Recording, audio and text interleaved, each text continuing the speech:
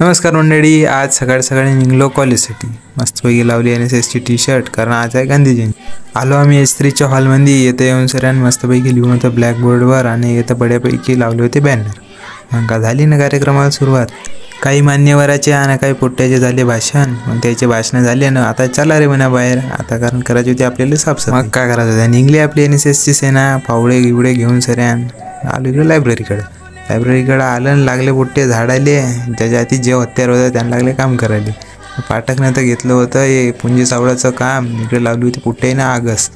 आता हे नको समजा काय, आता मी रेकॉर्ड करत होतो, मीने काम नाही केलं, मीने बी काम केलं आहे।